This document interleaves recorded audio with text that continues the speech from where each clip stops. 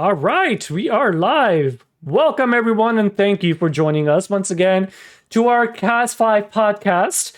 I'm not sure if this is going to be episode 2, but I'm hoping it is because of Theo, we had to restart this 3 times. This man and his internet. But And don't jinx it, might be a fourth time. oh my god. All right, so I'm just going to go through with the intros. Joining us today, I'm my wonderful castmates, Rohan. Yes. We're in this for the 4th time. Let's go. Let's get it. I feel good about this one. I do too. Daniel. Hey guys. And none. Okay, he's not frozen. I was going to say something, but he's not frozen. And Theo. Friendly neighborhood troublemaker. All right. 4th time running. All right. So, guys, this particular podcast, I want to discuss 2 things. First things first, what you all been playing? I'm very, very curious because Theo mentioned he platinumed a certain game. So, Theo, let's start with you. So recently I platinumed Ghost of Tsushima. Wasn't really because I liked it, but because I looked at the platinum list and it just said it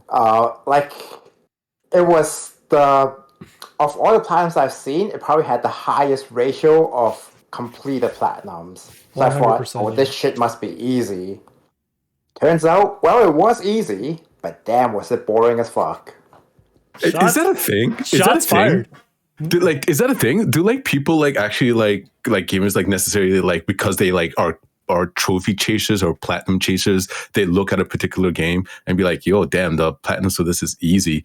And they go after that and play that game specifically just to have that count underneath their belt. Is that a thing? 100%, yes. I think so. Yes. I'm pretty sure there are. I know so. Even in something like a MMO, like Final Fantasy, you have people chasing every achievement in that, which is insane. Yeah, no, but there's you guys remember IGN, Greg Miller, Colin Moriarty? I remember those guys. Yeah, back in the day, they used to have they used to do trophy hunters, I think, or something similar, and they had full on competitions. He still does it back time to time now.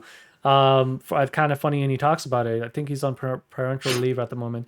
But he talks about it, that Hannah Montana game, things like that. He just easy platinums just to bring up really that score. Obscure ones that you can do in a day. And you see Hannah Montana platinum on someone's list, you know they're chasing it.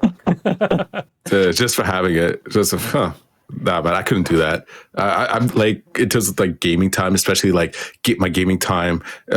In terms of certain people, right, who have limited time, you can't just be platinum games just for the sake of platinum. You gotta like the game. At least that's me, right? So that's interesting. In my case, there was also the case of a sunken cost fallacy in it. I'm in it already. I might as well go to the rest of the half shit. Of it, might as well just go on a little further, and then you find out that little further was not as little as you thought. It was a whole fucking journey. That is true. But Ghost of Tsushima, what'd you think? PS5 level aesthetics and graphics, and with gameplay that was basically around Assassin's Creed Brotherhood. Actually, no, Assassin's Creed Brotherhood had better gameplay. So maybe it was more like Assassin's Creed 2 gameplay. Oh, wow. Okay. I remember in Brotherhood, at least you can assassinate people off horses. Can't do that in Ghost of Tsushima. That is true. Even when you are the ghost, that's actually very true. Well, you had a lot of issues with Ghost in U5 when it came to build quality. Issues were different from mine. Did that get fixed in the new release, or I didn't try the new release. Actually, I've not played the Island of Ishi. Is it Island of Ishi?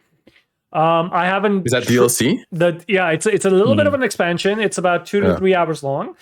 They added the main thing is they added haptic feedback, adaptive triggers, lip syncing for Japanese, and polished everything up for 4K. Right.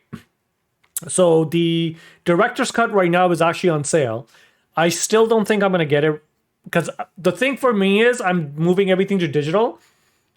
In order for me to just buy the expansion, it's not that expensive, but I have to have the disc put in every single time. If I lose the disc for the PS4, then it kind of defeats the point. I'm just gonna rebuy it, the full director's cut. This way, it's digital, it's locked to my account, but I'm not gonna pay $90 again for it. It's $90. $89.99 plus Even tax.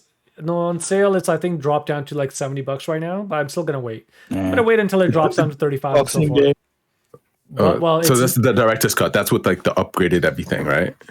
Well, Last of Us 2 is going for like $25 right now, so I'm sure the other games will drop. Yeah, but the last... Can't believe I think Last of Us 2 isn't a full PS5 remaster. Nope. Not yet. No. Okay. I know it shouldn't bug me, but it kind of does. When I like the games, I mean, I did get my money's worth for sure. But like when you pre-order a game for like $100 and it's so good, but then like it hasn't been that long, has it? Has it been a year? No, I don't know. Well, no, yeah, it has been a year. It came out in 2020. Maybe this year's just gone by so quickly that I think it's only been a couple of months. But it's like when you see on sale for $25 this year. That's the difference. Like, that's what I did. Yes, I finished it this year. It's like when you see a game that you spend like so much money on, and suddenly it's cheap, and it's like, No, I know. Like GTA is usually on sale for like $15 these days. It's like, oh man. Well, I feel the same way when. So I bought Yakuza Like a Dragon, and I bought it for PS5 when it came out. It was on sale last year Christmas time for $50. So I'm like, of course, right? Bought it because I have all the initial releases. Finished them, played them, fantastic. 3 months later, or 4 months later, sorry, comes out on Game Pass. And I hadn't even started the game yet. So I'm like, oh, fantastic. $50 down the road. Well, I played all the games on PS5 anyway, so that playing on PS5 kind of worked. Because they sometimes give you, if you have old save files, they'll give you like special bonuses and things like that. So it kind of worked out in that case, but I'm just like, come on, man, Game Pass. Like, money's money. Yeah, right there, right? $50. But that game, though, that game was so good.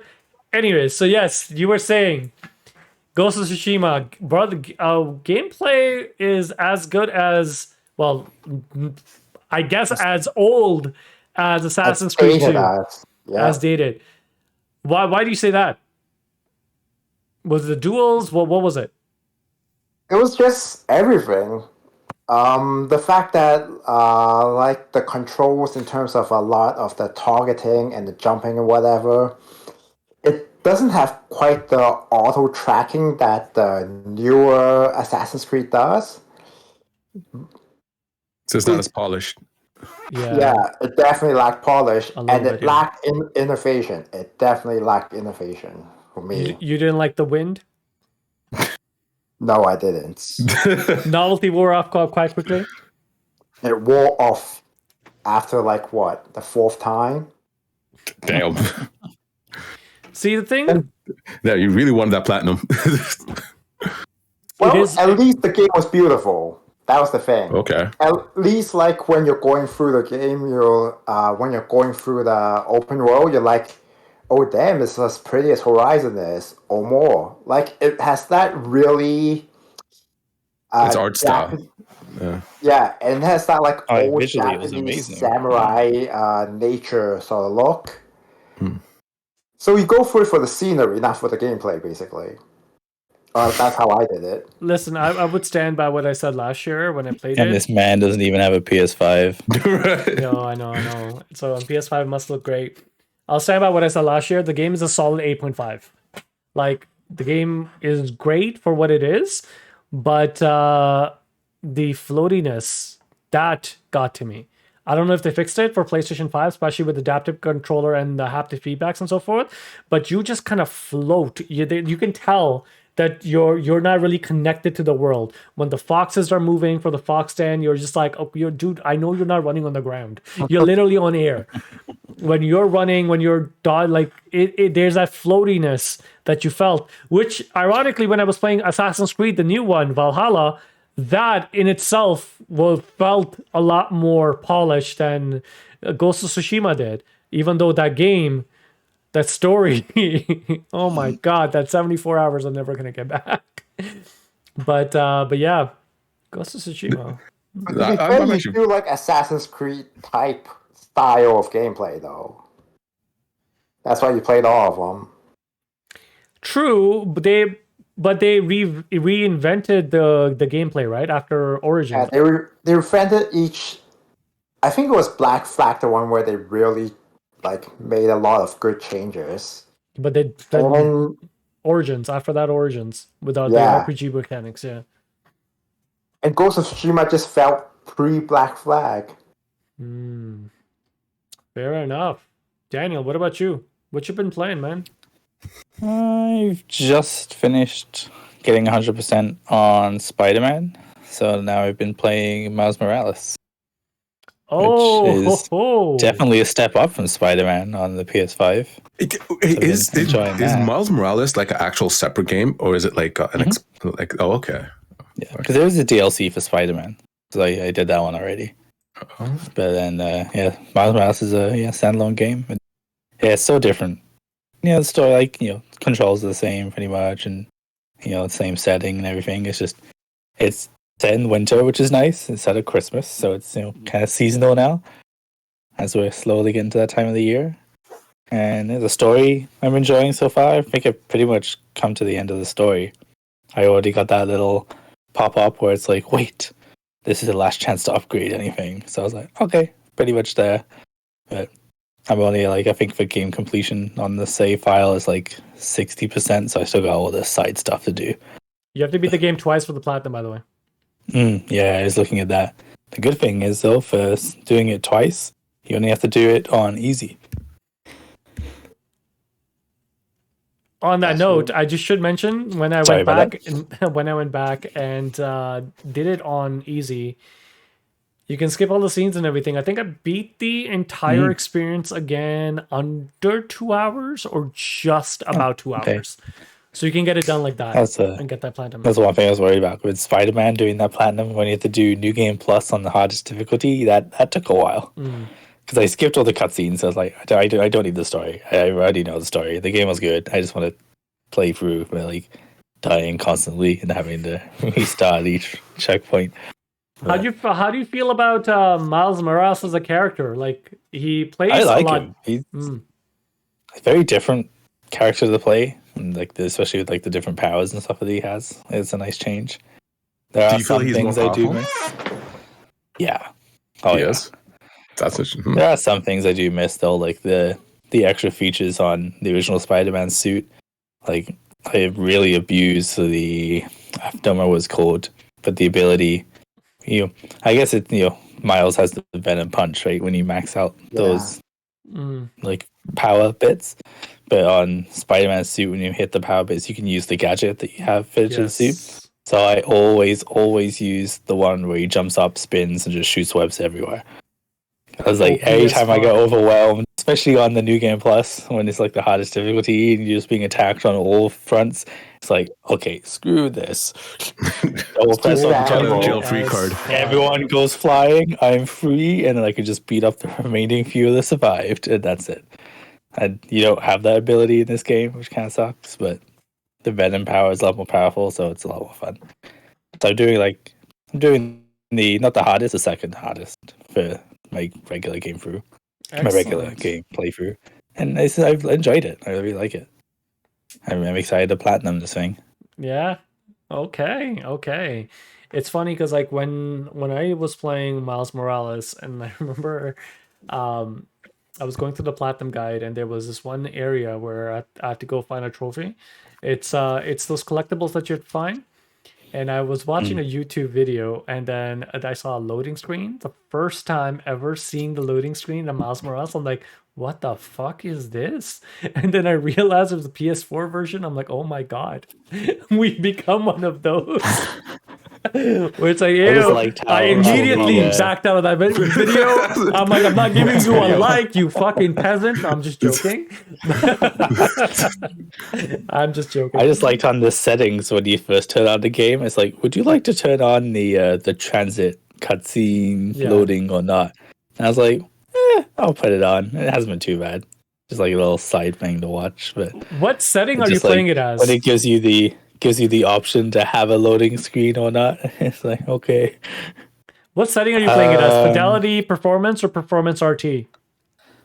I did. Shoot, which one did I do? I'm doing 60 frames per second. But it's just whether it's with ray tracing or not, right?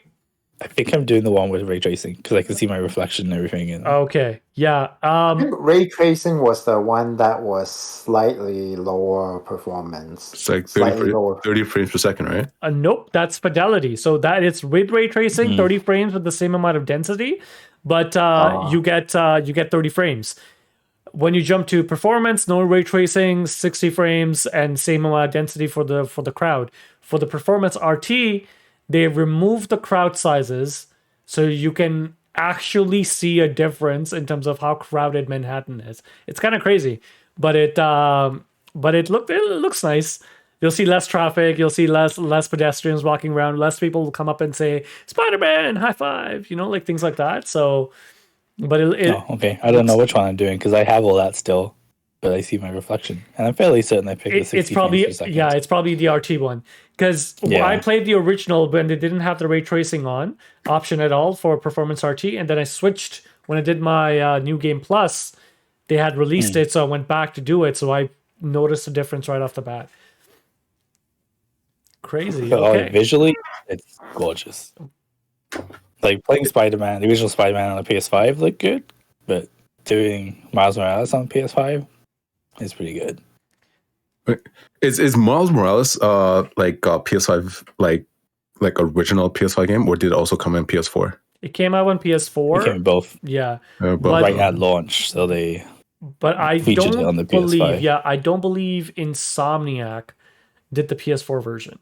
They were only doing the PS5 version, so it was outsourced out, from what I recall. But yeah, like it's made ground up. So if you were to play it, fantastic. The digital It's on sale too, Brian. Digital Deluxe version comes with the PS5 version as well. So if you get that one, you'll get both Spider-Man PS5 and Miles Morales. This man's checking it out. Excellent. Yeah, the Collector's Edition or the Launch Edition or something where you get both games. Yeah. If you haven't played them. So I have a question for you, Daniel. What do you think? Since you and I are the only ones that played Spider-Man out of this crowd, Miles Morales as well. What do you think? Spider-Man 2, are they going to have a co-op mode? I really hope they do. You got two characters. You got to have a co-op mode. Or are they going to go down? You would think these guys are greedy, man. Or do you think they're going to go down the GTA 5 route and you can switch between the characters? Ooh. But you can only control one at a time. I feel like that feature has kind of been a novelty, though. Correct me if I'm wrong, but I haven't seen that in any other game. Me neither. And GTA came out. You couldn't switch on the fly?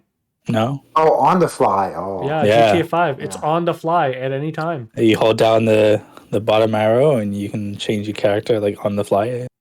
You couldn't switch back if you had a wanted level, but and that was a cool feature for GTA, especially when it first came out. But also remember GTA came out forever ago now. 2013, yeah. Yeah.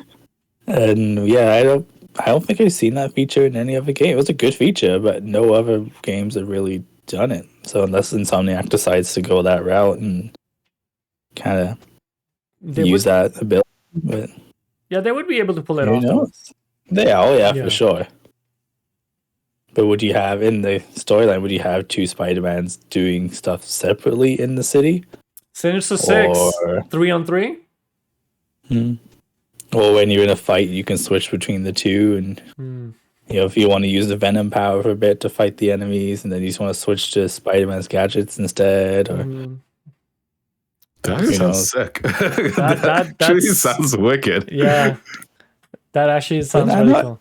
I've liked both games. Like I played the first game during the pandemic, and at the beginning of the pandemic when everyone was staying at home, and in the first storyline, not to ruin too much for you, Rohan, but there's a pandemic aspect in the game, in the story. Media always have to try to actually incorporate But that, present this was actual before the happenings in the pandemic, world. though. This is before the pandemic, sir. This was before the pandemic. Yeah, way before the pandemic. It's part of the storyline. Yeah. It's just part of the storyline. Yeah. It's not like a pandemic. It's a serendipitous it's just part of the story of Just the a evil new corporations. virus And, that some villain created. Some Oscorp thing is part of the story. But so I played that during the pandemic, so it was weird. Like, you're swinging through Times Square and it's like, stay home. And it's like, I am. Way too real. Now I play Morales. It was just a coincidence. In the pandemic, but yeah.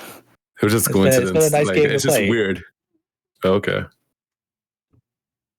That's cool. But, It's a nice game to remind you to stay home. Oh. yes. Well, that's what they say too. Like, all these articles came out, especially like New Yorkers, where they couldn't go out and explore the city. So they're like, we're gonna go play Spider-Man, and we could swing around the city and see all these things that we haven't been able to see in forever. I mean, I don't remember who did that article. It was one of the newspapers, and they were like talking about people are gaming more and like doing stuff more at home, and like talking about different video games, and like that was one of them. It was like the predominant one where they're like, people can't go explore the city and go all these different places anymore, but they get to do it digitally through all these different games. Yeah. It was one of many different things that you could do like online and virtual these days when everything was slowly coming up. And now everything's virtual these days, but when it was just the beginning of the pandemic and everyone was like talking about these different things, and Spider-Man was like right up there at the top of the list. Like, this is a cool thing you can do. I remember in Miles Morales there was this one feature that they have, and when because Miles Morales' mom speaks Spanish, that if you don't have the subtitles on, they don't translate it, which I thought was really cool. Oh, really, really cool. You either have subtitles for everything, yeah, or you just or you just don't have it. I have the subtitles on those kind of games anyway. So it's I do too, but just to test it out and stuff, that was really, really cool. Like, it just they're just so fluent and everything just kind of works. They did a very good job. Like, in terms of incorporation, they did a very good job. Go ahead, Ron. You were gonna say something? Okay.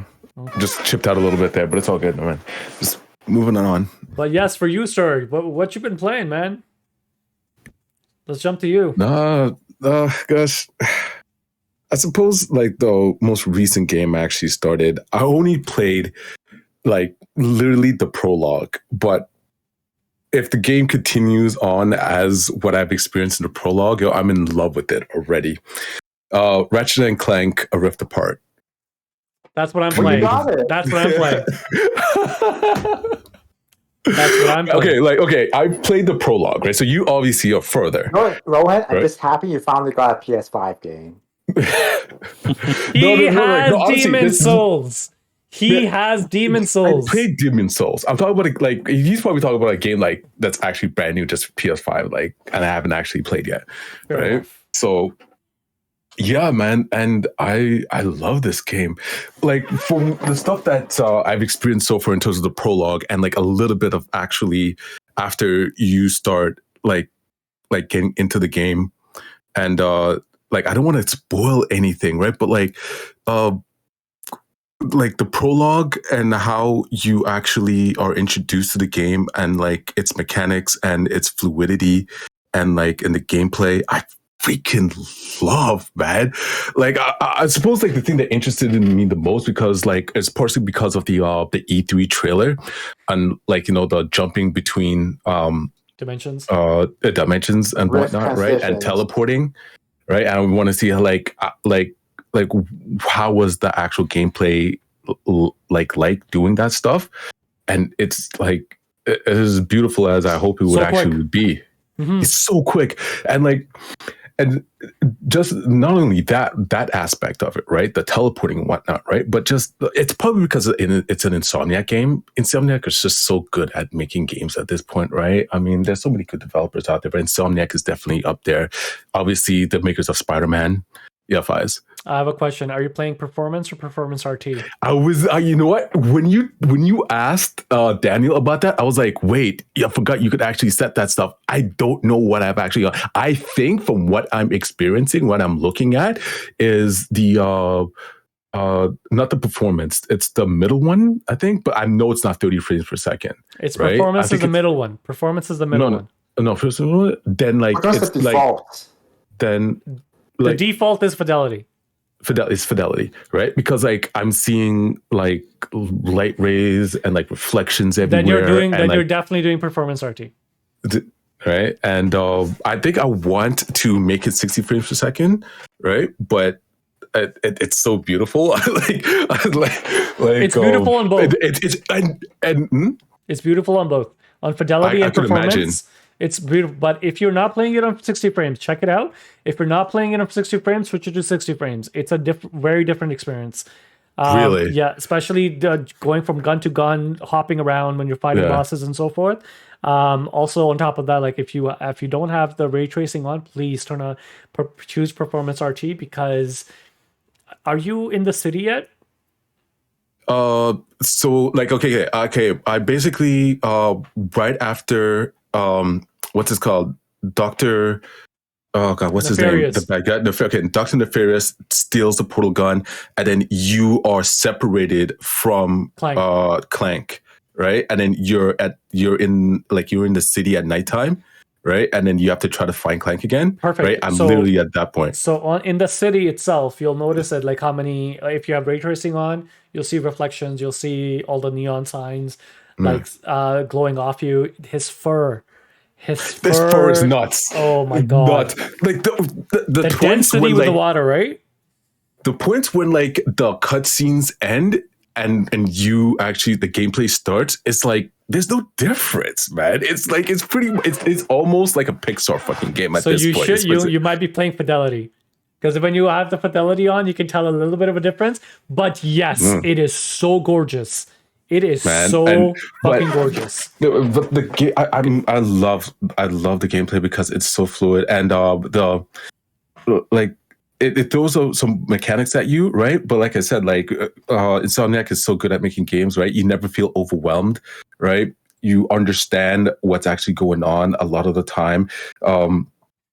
The combat is so good, man. You feel so confident, even with the stuff being thrown at you. You feel so confident because just how they set up the controls. It feels natural, right? And like you're just flipping everywhere and smashing these guys and switching between guns and blasting guys. It's just like you feel like you're a veteran playing this game for like years, and it's just so good. It feels so good, and you know when you actually did something cool and you actually like are progressing, and then like you're actually doing like cool shit and interesting stuff. Love the game. Love the freaking game so far, man. Did you play any of the others? I played. Whoa, what was that? I played. Which Ratchet? Okay, it was so long ago, man. I don't even remember anything. Right? So it's probably unfair for me to even try to try to remember any other Ratchet and Clank, right? But Insomnia games. I played some Spider-Mans right a while ago as well. But oh gosh, and like this is the first time I actually. Besides Ratchet and Clank, the other PS5, like actual PS5 game I was actually playing was God of War, the recent God of War. Mm-hmm. But yeah, man, Ratchet and Clank is fucking awesome. That's exactly what I'm playing right now too. So I've actually have a history with the game. I never played it on PS2. I was more into Jack and Dexter. Wait. Did Ratchet and Clank even have PS2 things, or they still on PS3? No, they had a PS2. So then they came out with PS3. They had new games, and then they remastered the old ones. So I played the new ones, then I went back to playing the old ones, and I love the series because the series has a lot of heart in it. Like, it is a Pixar movie. It feels it's hilarious. There's so much fun. There's like this joke in the game when you're fighting Nefarious. And he's like, you again? God damn it! This is why I don't give my. This is why I shouldn't have given my assistant parental leave. And I'm like, There's a lot of meta stuff, yes, like and references and stuff. I'm like, okay, so like you're not a bad guy. You're giving your assistant parental leave. There's also, depending on how many times you die, you're talking to the different guys. This one guy that's like, yeah, so we lost the Lombax, which is you, Ratchet. So I want to discuss my pay. He's like, pay increase. I'm paying you very handsomely, and you haven't really delivered anything yet. So these are all like side conversations that they're having, which is pretty hilarious. But the game did freeze for me. The game actually, so it wasn't really so much of like it froze, but like everything was still running. I can run around, but it glitched out when you're fighting Nefarious, and it's his third stage after he shoots out the missiles on the ground. Yeah. After that, he goes back and he summons these other creatures out of those portals. Oh, yeah, the portals. Yeah, you destroy everyone, and he just never came back. So it was stuck at 45% health for me, and I was like, "What?" Oh, you have to start again. How did that happen? Yeah, so just once. So I was looking at him like I asked Angie, I'm like, "Hey, I think the game froze." She's like, "What do you mean?" So I'm moving around, I'm trying to shoot him. Nothing's working. So I died. Jumped off, obviously, came back on the fight, started fighting him again, and you just kicked in right back in, no issues whatsoever. But yeah, I'm a lot further. Have you seen the? I don't know if you see it first, right when you reach the. I haven't reached anywhere, man. Like I literally just dropped in the city. Have you seen the title screen yet? I haven't done anything. I went up the elevator. No, but have you seen the title screen yet? I think that's after when you're leaving the planet. You haven't seen the title screen, right? No. So it's in prologue. Yeah, still probably still in the prologue. So no, continue playing. You're gonna have a blast. It looks amazing. It plays amazing. As it showed, Ratchet and Clank, it's hilarious. It's Insomniac, man. Yeah, characters are great. I do like the fact that a lot of the stuff, like they're giving you a lot of the guns and so forth right off the bat. You don't have to do a lot of stuff. That was a cool thing, man. Like you get cool shit like immediately. Everything's available. Yeah, do what you want to do. You just need to get enough money to do it. And there's enough places that you can go and get the money. But the one thing Ratchet and Clank that I've always liked is depending on which weapon you like, the more you use it, automatically it'll upgrade. I always like that path. Because a lot of games, you have to actually go into the skill tree and you need to upgrade it. In this case, around 2, you have to go into the skill tree later on to upgrade, like, oh, I do a little bit more damage, I do this. But when the weapon levels up, it kind of ultimately changes in the Ratchet and Clank games, which is really cool. Because you can then turn around and you're like, oh, yeah, okay, now I have this functionality. I used to have gunshots, now I have a missile, right? So how are you liking it feels more natural. How are you liking the adaptive trigger? Like I didn't even talk about the actual feedback and everything from the control. I thought it was going to be like from the first initial scenes when you actually were feeling it when like the parade was happening. I was like, I wonder maybe that's a little too high.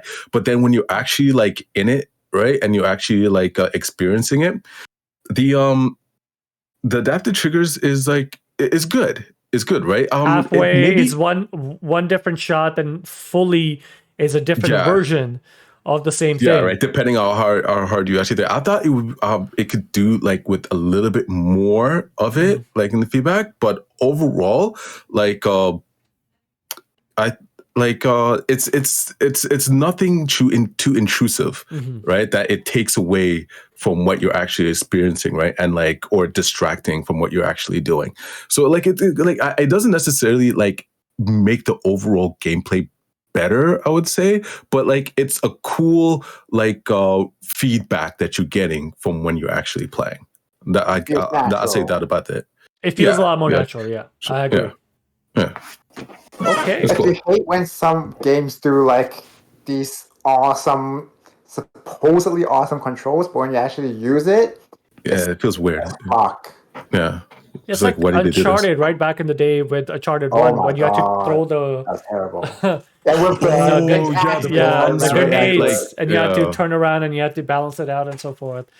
Yeah, that kind of stuff is... So now you guys have been playing it for a bit. Is it worth getting it in the 100%. sales right now? 100%. Okay. Oh God, yes. 100%. I'm happy I waited because like it's so worth it. Very much It worth was it. between this game and Guardians of the Galaxy, because Guardians of the Galaxy is on an amazing sale right now too, 51 bucks.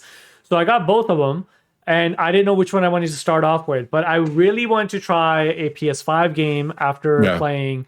Like Demon Souls, of course, feels amazing when you play it. Me and Farhad know a lot about it. When you guys jump on, you guys will know what we're talking about.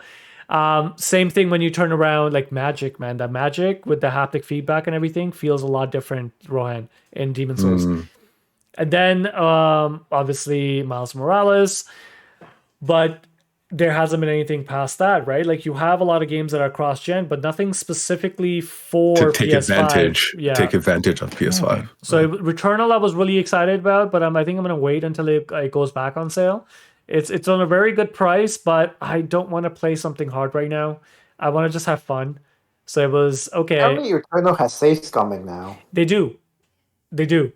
But at the same time, like that driven mode, man, with fucking Final Fantasy 14, with how we got the resistant weapons. I don't want to do the same thing with Returnal. I'm just like, I'm going to play something light, have some fun. If not that, Guardians of the Galaxy. I also got these the anthology series from Dark Pictures, House of Ash. Do you guys know Supermassive Games? Wait, Supermassive? So they made Until Dawn. You guys remember Until Dawn? I heard about that. I don't know about Until Dawn. So those games are really cool because they're very much like Life is Strange. Your choices matter, who lives, who dies, what you do, and so forth. And it runs like a very cool movie, like a horror movie, right? So Until Dawn is very much like a slasher movie. If you ever get a chance to play it. It's a lot of fun. Hayden Panettiere, I think, is the main character. I haven't heard that name in forever. so it's actually really cool. So they ended up making one season, but there's 3 separate games, and they release it once a year. And it's $40. It's a small experience, I think 5 to 6 hours, and you kind of go through it and you finish everything, right? Who lives, who dies, and you do this whole thing. Some games hit, some games don't, but they're all horror games in general. So it's like really fun to play during Halloween time, or it's really fun to play with someone with an iPad because they can choose the decisions that you would make. You make different decisions, and then you just get to see how different how different the story would branch out. Exactly. Thank you, Theo. So that $40 per game, 3 games plus taxes. It's on sale right now, combined as a triple pack for $50. Oh wow! Damn. So I was like, all right. So this is definitely I'm gonna jump on it because me and Angie were discussing it. So that's probably gonna be next alongside Endwalker. But Ratchet and Clank, man, oof, so good, so good. On that note, it really brings out the things that you want to see in a PS5 game with the haptic feedback. Yes. And you always talk about it. You're like, okay, is the game actually like, are those gimmicks actually going to make the game better, or is it going to feel like gimmicky?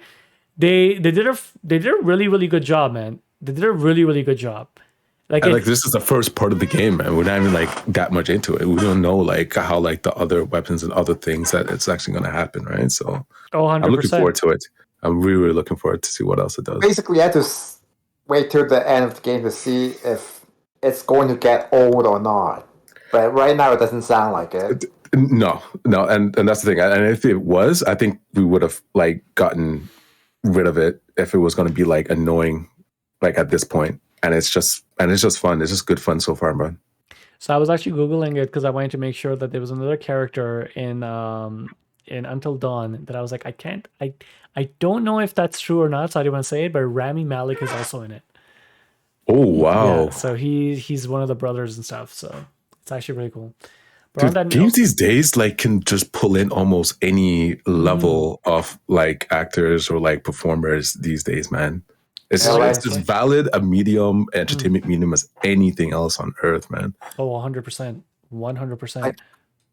I remember Ann Walker's narrator or something was that blacksmith from Game of Thrones who Blacksmith from Game of was Thrones.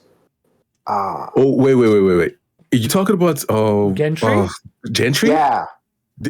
Apparently Warrior of Light was voiced by him. He sounded familiar. No, What? no, wait. His voice sounds familiar. Think about what Gentry actually sounds like, right? Yeah. Someone Google this. We need to know if it's true or not. Dude, Daniel, Google I this. see it. Okay, like, yo, Theo, if that is not true, yo, screw you. But I can see We're just gonna block him off the podcast. Because that's Put him in so timeout. cool. Because I can The see way I was like, wait, no way, but Are you just trying to remember it? Oh, wait, are you just trying to remember, or you actually read that somewhere? No, I read that somewhere. Holy shit! But it was I read that a while ago, so I don't really remember. So the Warrior of Light, as in, are you talking about Albert, or are you talking about the actual Warrior of Light? Like you, actual no, Warrior the- of Light. Oh, Maybe okay. it is Albert. I can't remember. Or maybe it was the one that was narrating the Warrior of Light. Yeah, I think but he that's had a what. role. Yeah, I think that's like in the trailers, right? No, Maybe the 'cause trailers or somewhere else. No, it's I different. don't No. remember. Okay. He had a which role trailer as we related looking to the Warrior of Light. Well, The Daniel, only fine. names popping up is Grant George, who's the voice actor from before. Mhm. Nothing about Oh, Genji. I'm sure maybe it's something there. Keep searching. While we're at it, let's talk about the topic of the show, guys.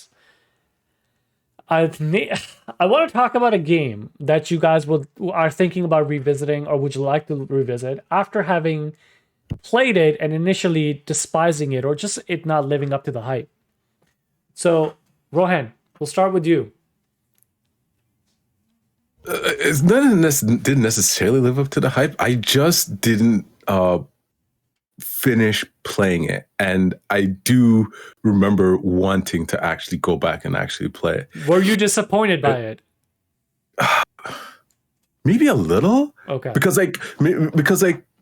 I was expecting like a kind of, yeah, you know what? Maybe I was, right? Because like my expectation for it was too high, because like my last game in that same kind of genre was Final Fantasy VII. I'm talking about Final Fantasy VIII. I didn't finish Final Fantasy VIII, right? And I remember watching the no trailer. longer friends. But this one right here.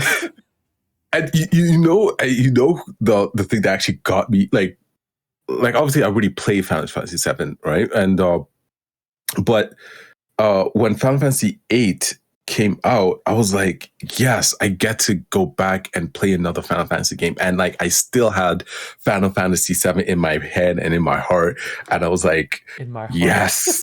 And I was like, yeah, dude, Final Fantasy VII hit differently, bro, at the time. 100%. 100%. And it was just too much. It was too much of an expectation to think that it was going to be like that level, right? And like the whole time I was thinking, it was just like, all right, this is kind of cool, right? But like, and the love story and interest, like, and stuff was like interesting, but like, I was just like, this ain't Final Fantasy VII, and I just like it just fell out of favor with me, and like other games came up, and I just like stopped playing. But I always did thought about it like back then, right? It was just like reminisce on it. I was like, man, maybe just go back and finish it, bro. It's like it wasn't like I hated it or anything, like, right? It was just wasn't living up to what I was like wanted to get out of it, right? Yeah, going back and no Final Fantasy, like in terms of in that time period, was ever going to live up to Final Fantasy VII, right? The golden age, 6, 7, 8, 9, 10. Yeah, man. But yeah, now going back to it, you can actually play it and finish it rather quickly because of the whole cheat mechanics and everything they have, where you can just experience the story. Do you know the story? Have you spoiled yourself on that? No, I barely remember anything out of it. I just remember the love triangle or something. The love story? It wasn't really a love triangle, but yes. Daniel, actually, you would love the story because it is a full-on love story, high school students and everything, and It's not your I remember typical, that kind of hey thing. guys, we're in high school, let's go kill God. It's not that. The typical Japanese games, it's not that at all. But okay. That was Yeah. not In a way, you can an say it's sort of like Attack on Titan's high school. It was a military high school. it was a full-on military high school. Yeah, I remember that part too. Yes. Yeah, the militaristic kind of aspects of it. I remember like, oh God, they were going on the mission on the train. So, anyways, not bad. I'll just sound stupid trying to remember like bits and pieces of it. Man, it was so long ago. But Crazy. yeah. I was not expecting that at all, sir. But okay. Theo, what about you? To go back to Genji, Yes. or as his real name, Joe Dempsey. He voiced 2 characters in Final Fantasy. He voiced Albert, the Warrior of Darkness. See? Okay. Told yeah. ya. Okay. That makes sense. And Yeah. Arunvald Lanitas, who is in Stormblood. He's that big blonde knight. Yeah. He's in Shadowbringers too. Huh. So Albert, I remember when he was, I'm like, this guy sounds very familiar. So Gentry, I can definitely see him in being, because nope, he's not a warrior of light. He's a warrior of darkness. There's a huge difference. You have not played Shadowbringers, sir. So you need to play Shadowbringers, and you'll know what I'm talking about. But I'm like a quarter of way through Shadowbringers. you've got to get to the Athens part. Then we'll see. Right now, you're just trying to figure out what the world is. But yes, going back to Theo. Theo, one game you would like to revisit after initially being disappointed in. Oh, since we're talking about Final Fantasy and all at the same time. It's all going to become a Final Fantasy podcast, guys. I swear. But yes. Always was going to be. Yeah. So, Endwalker was supposed to release, 2 days ago? 1 day ago? On the full moon. And it got me thinking back to... Endwalker has a lot of allusions to Final Fantasy 4. So it got me thinking back a lot to 4 the and 8. But yes, go ahead. No, 4 especially. Yeah, with the moon and everything? 100%. Go ahead. So it got me thinking back a lot to Final Fantasy 4. I played the SNES version. And I didn't really care for it at that time, but part of it was probably because I played it after 6, 7, 8, 9, 10. So it did not feel good with how they locked all the actions and stuff to the different classes. Every character can only do certain actions. From 6 onwards, a lot of the magics and abilities were just free flow. Anyone can do whatever. So going back to the more restrictive old class style system, it was just painful. It was dull. And I didn't care for the story that much either. It wasn't quite as complex as the newer ones. It's a lot simpler. It is also a love story, but yes. Yes, exactly. With the Dragoon and the Paladin. No, it wasn't a Paladin at the time. The Dark Knight. Fighting for the Princess Rosa, I think her name was. Yep. Kane Highwind versus Cecile Harvey. Yep. And Song of Love. At least the Dragoons had their own dragons back then. But the point was that it did not feel good to play at all. But seeing Endwalker and stuff, it did make me want to go back and just relook at the entire story, revisit the places, revisit the moon, all that shit. Are you going to play the one with that's voice acted 3D model, or are you going to do with the 2D version? Oh, I do want. I mean, the new DS version does have that like really awesome upgrade for Rydia, where she used fucking Fantasia to change from a Lalafell to like a Flylander. Hold on. Let's see. Let me see if I can show it to you guys. 1 second.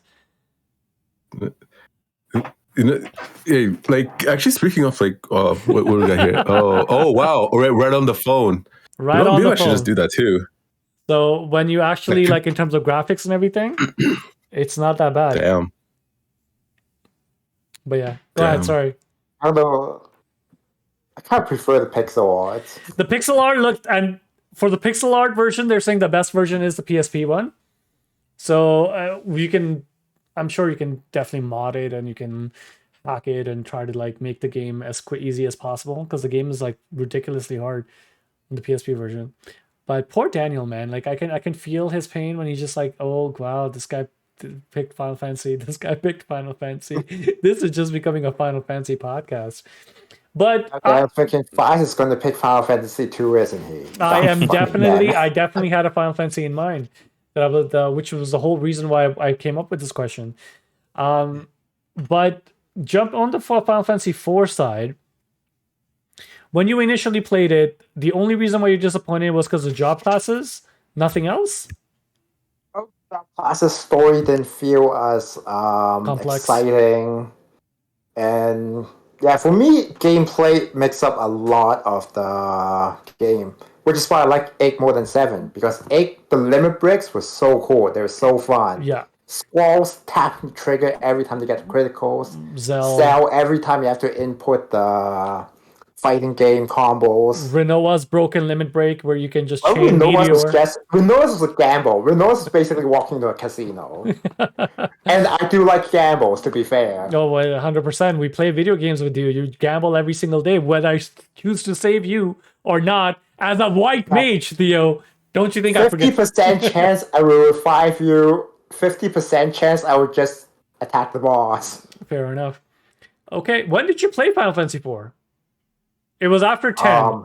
So yeah, it was after 10. So, but I don't remember when though. Okay. Actually, no. I think it was before 10. Okay. After 9 though. After 9. Yeah, so that was back in high school. Definitely back in high school. For 100%. Theo, excellent choice, sir. That game is something else. I don't think you played it, right? I did play it. I never finished it. All right. And that was the main thing because I played the 2D version, and the 2D version, after going back, so I played 6, 7, 8, 9, 10, a little bit of 11, 12, 13, all of it, 14, 15. 1 and 2 could not do it. Just watch the YouTube video. 3 was not really available. The only way to play it was DS. I did not have a DS. So 4 and 5 were the two that I was interested in. 5 just doesn't seem like... The only reason why I would be interested in going and revisiting 5 was because of Gilgamesh and seeing that whole cool thing.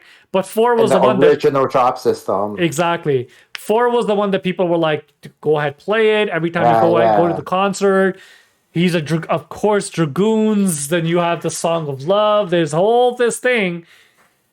And it was too hard. So I'm like, oh, voice acting. Oh, they redid the 3D system. So I was hoping that the Pixel remaster versions were released for PlayStation 5 or Game Pass. So I will try it. But they just did it on the iOS and Steam.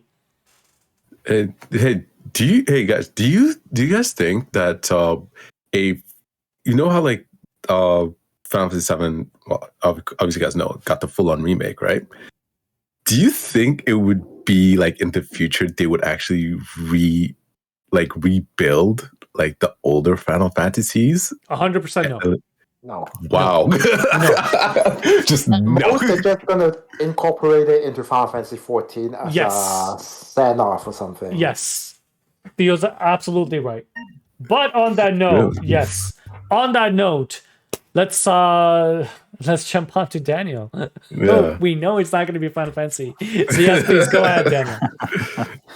I don't know. I've got a few games that I've tried in the past and never really went back to. Like the ones I thought of was Watchdogs 2 for sure. I love the first game. I know a lot of people didn't like the main character and the story. Watchdogs? Watchdogs, yeah. Okay. So I tried the second one. Second one. Oh, second one. Okay. First one I loved. It's great. So when I tried the second one, it didn't hook me. Okay. So I was like, I don't know. So I've never really gone back to that. Some other games too, like Days Gone, I tried because now it's included on the PS Collection. Didn't hook me at all. The Witcher 3, I tried a little bit, and I was more focusing on Final Fantasy at the time, so I realized with Witcher 3, like it's going to be a big, in-depth game, and I just didn't have the time to play it. That I was focusing more on Final Fantasy, but The game that really stands out to me, and I think I've discussed it before, is Fallout 4. Yes, I knew it. So after the technical glitches and issues I had with that game constantly, and then knowing that when it was back on a PS4, reading into all the hints and the tips and stuff online, they all basically just said, if you want to fix this major glitch that you're experiencing, you got to restart the whole game. And that was like 6 hours in. So I was like, yeah, no, it's not happening. But now it's free on the PS Store with the PS Collection on a PS5. So maybe, I don't know. Are you prepared to get hurt again? I mean, I've heard good things about the game from other people. Like a few friends who really love the game. Like they're obsessed with Fallout, and they grinded through the whole game and did all the extra side quests and everything, and they really enjoyed it. So maybe I'll try it. But like they were like Fallout fanboys, because like Fallout like fandom like goes hard as any other fandom, right? Yeah, so they do. Like it can't really like compare like their experience to yours, is like That's to true. that level. I've never played any other Fallout games at all. That was the only one I tried. So I still have that disc copy. Yeah, Fallout 4 is... I wanted to get into it, especially with... It's on Game Pass. It's on PS5. You can get the best version. Obviously, if I had to, I would do it on Game Pass because it would give you the Series X updates, right? Optimized for Series X, and it's a Bethesda game too, so it'll run better on Xbox Series X. But it was made in a vacuum. So there's a lot of game choices, quality of life stuff that's just missing. And after 5 years later, when that game was released, you realize that there's so many other games that have come out before it that have these things. So I don't know if in case, like if you mod it and so forth, you can fix those things. That's just when it first came out. Now, having it this late on, trying it again, I don't know if I personally speaking, I don't know if I would go back and try to revisit it. Because, man, like, I'm not promising I'll play the whole game all the way through. Yeah. Chances are I may play like the first half hour and go, Yeah. Red Dead has broken a lot of games for me, man. Red Dead, like, for open world, Red Dead has really broken a lot of games for me. But even like with Spider-Man, with Ratchet and Clank, that has open world concepts, because when you go in the city, it's open. You can go explore it the way you want to, right? And then you see, oh, hey, FYI, this is over there. And you're like, oh, let me go check it out. How do I go there? No one knows. Open up the map and find out, right? Like that kind of stuff, right? It's really kind of cool. But the Wild. Yeah, it's Breath of the Wild is the other game that I was going to mention that has broken open world games for me. So like going back to that, and I really don't care about crafting as much.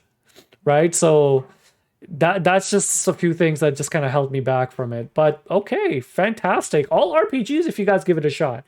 But I'll quickly go to guys, because like after that we got to wrap up. We're already hitting an hour. But for me is unfortunately another Final Fantasy. No, man, it's a trifecta. What are you talking about? It's a trifecta, bro. For me, it was Final Fantasy 13 is what actually inspired this question, because it's, as you guys know, recently came out on Game Pass. Daniel, I think you and I we saw it. I downloaded it to see if it actually looks as good as I remember it looking, and the game holds up graphically extremely well.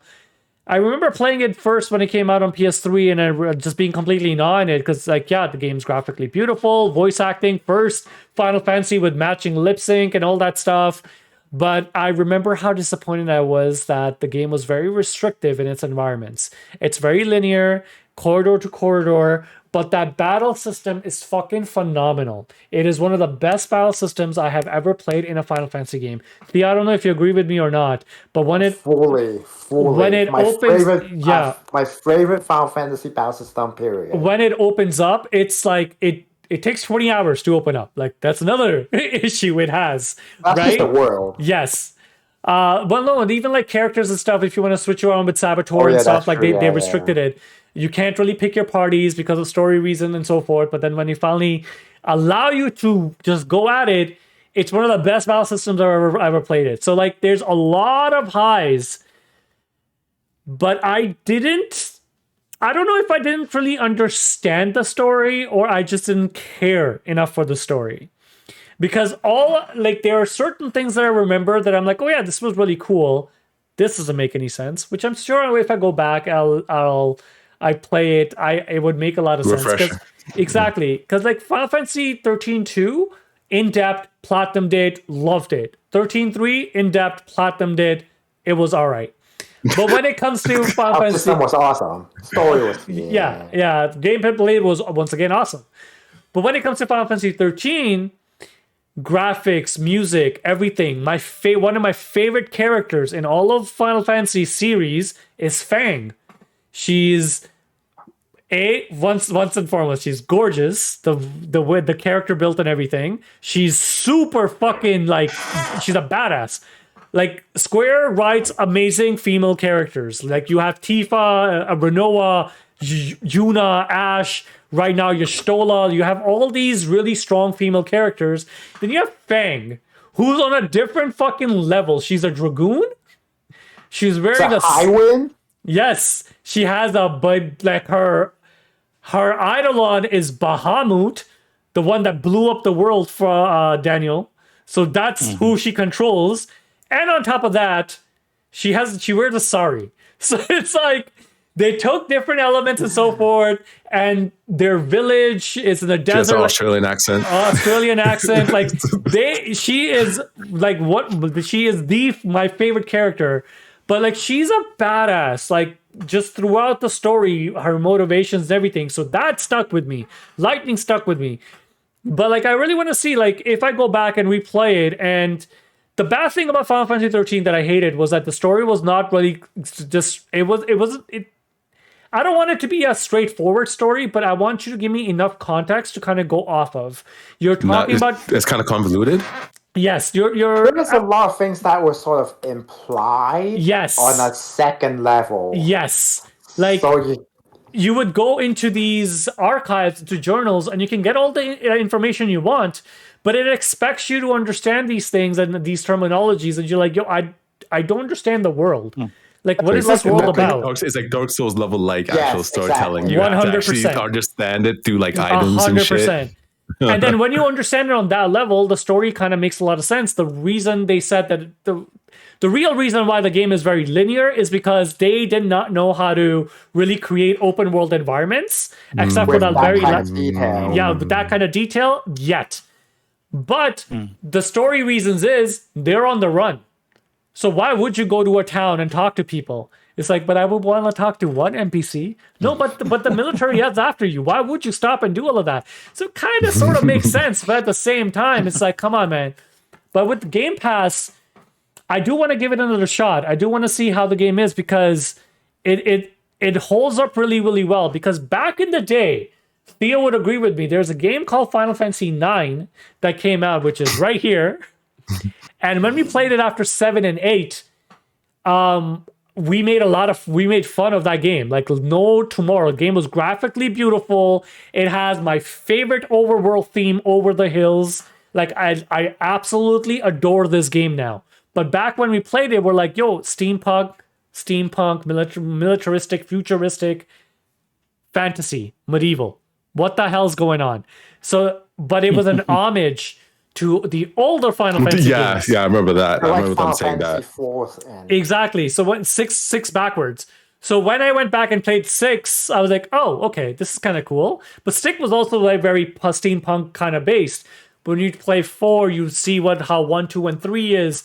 Then you play 9, you're like, oh, okay. So this is harkening back to that stuff. Exactly. And it was the creator's last Final Fantasy, so it's his favorite. When you go back and when I went back and replayed it, it is amazing. Like, it gives you a completely different insight. There's still some stupid stuff like, this castle. What do we call this castle? Let's just call it Ipsen Castle. Why Ipsen? I don't understand. Why are you calling it Ipsen? Is it a person in the world? No. It just randomly picked Ipsen. And we used to make fun of it so much, but like that kind of stuff still sticks with you.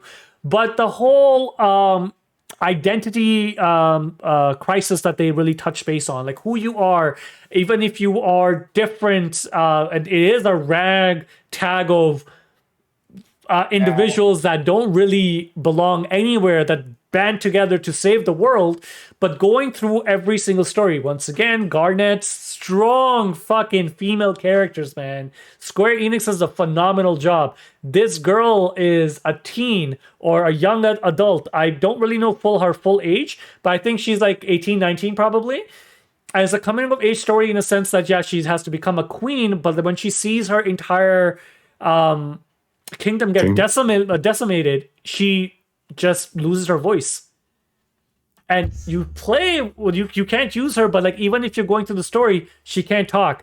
And she was very talkative, so you feel that. And then when she finally is over the depression, she cuts off her hair and she's like, okay, I'm gonna do better. I need to be the queen that I want to be, but I'll have to do it in my own way. So you kind of see like all that stuff, like it was done. It's a very mature story, but I was quite young to really understand it or appreciate. Okay. So that is what I'm feeling I would feel about Final Fantasy 13. Like I would understand it a little bit more. I love the gameplay. I do all of more that. mature eyes. Okay. To go back to really see what they were really gearing up towards, because what I was waiting for versus what the game was, it was not the same. Like I was expecting something completely different. And now knowing where the game is going to go, how the story ends, maybe I'll appreciate it a little bit more. And it's a lot easier to just access it on Game Pass right now. I don't know why PlayStation is not not PlayStation, sorry. Square Enix is not remastering the trilogy for PlayStation 5. I have no idea why they haven't done that, because they did that for 10, they did that for 12. So 13's the next in line, man. Just do it. But let's see. But yeah. That is it, guys, from my side. Any final words from you guys? No, it's good. Final Fantasy. Daniel, get on it. I'm sorry, man. I'm sorry, Daniel. This is not a Final Fantasy podcast. Daniel, if you were going to actually play a Final Fantasy game, like, okay, you've played Final Fantasy 7, the remake, or you downloaded it? He has it. I've just downloaded it. Right. Okay, I suppose that would be the one that you would actually be getting into, right? 7 and 10 would be the two I would tell him to play. 7 and 10 would be the two that I think he would like the most. Yeah. Especially 10. 7. More 7. Really? Like over 7? No, not 10 over 7. 7 is easy to get into because of the action combat. No, he'll like 7 more. He'll like 7 more, but story-wise, as a complete story, definitely 10, because 7 is still only one portion. Yeah. It's not a full story. Oh, yeah, to actually complete it. Okay, yeah, but that's true. Who knows if he'll even get a chance to play it, because he's going to dive into Fallout 4, and then we'll never hear from him ever again. He will be like, guys, I'm building a vault. This is gonna see you guys in the next 100 years. Exactly. Good luck. But on that note, guys, for not appearing in the podcasts anymore. No. But on that note, guys, thank you so much, everyone, for joining me today. It was a blast. As always.